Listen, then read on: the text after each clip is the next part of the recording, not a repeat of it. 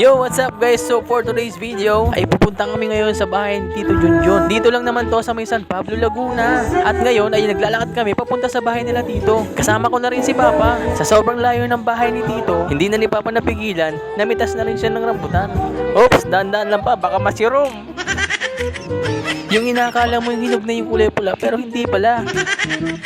Kaya nagpatuloy na lang kami sa paglalakad. Okay lang kahit hindi nakakuha ng hinog. Basta ang importante, may isang truck na rambutan sa bahay nila Tito. Alam niyo yung feeling na masaya kami dahil alam namin malapit na yung bahay nila Tito. Pero ang totoo, malayo pa pala. Garo man sana kami mauli sa Sagrada.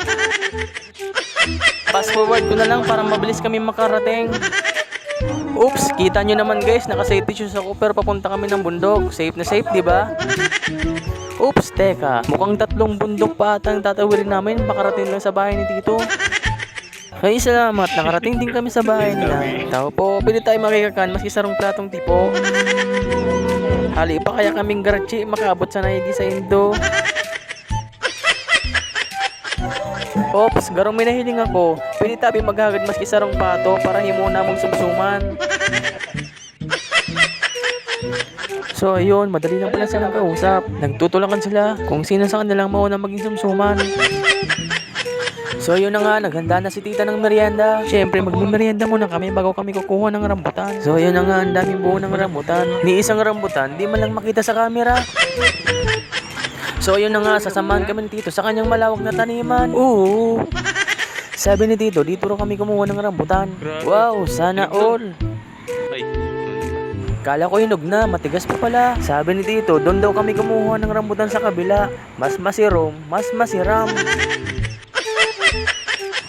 Ayan na nga, grabe pala mamunga yung mga rambutan. Sana all. Ayan guys, oh. Baba lang ng puno, ang daming bunga guys. Oh, ayan, puro hinog na yan guys. Oh. Ayan, yan. Oh, ang dami niyan. At sinubukan ko na nga siyang pitasin. Titikman ko na sana, kaso may sirom.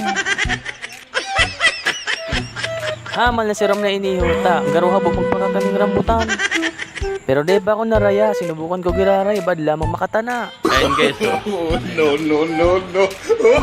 Tikman natin. Kasi yung nakuha ko kanina, ang daming langgam. Day ka pa naraya, hala, tistingin.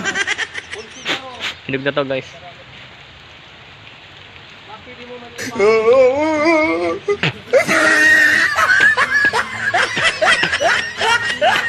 Sabi na, yan ang nakukuha pag dahil nararaya.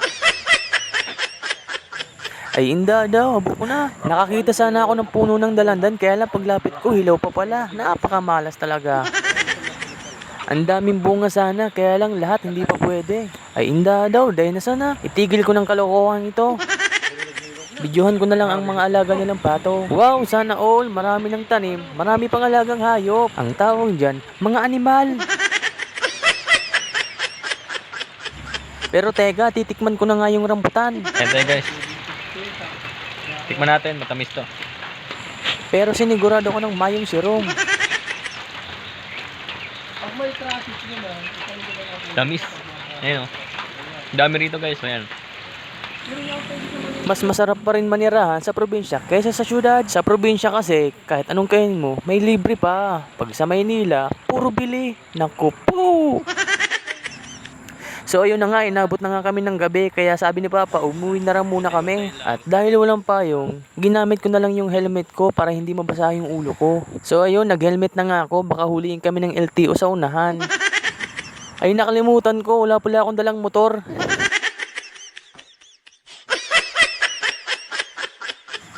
Kaya yun, tingin-tingin na lang ako sa camera, nagpapakit pero hindi naman cute.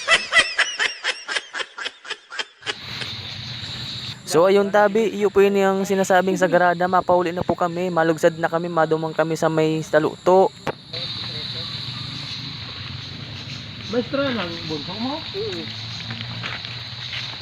Saka saka dahil naman ka, luwas naman ka ng mga, ha? Luwas naman ka ng mga kuyan, estudyante. So ayun guys, andito na kami sa Chaong, galing kami ng San Pablo, sumakay kami sa aeroplano. At pagdating namin dito, si Mama, si Bayaw, si Tita, si Tito, lahat sila, burat na. Ako sa Tagalog, lasing na. Hanggang dito na lang yung video ko. Salamat!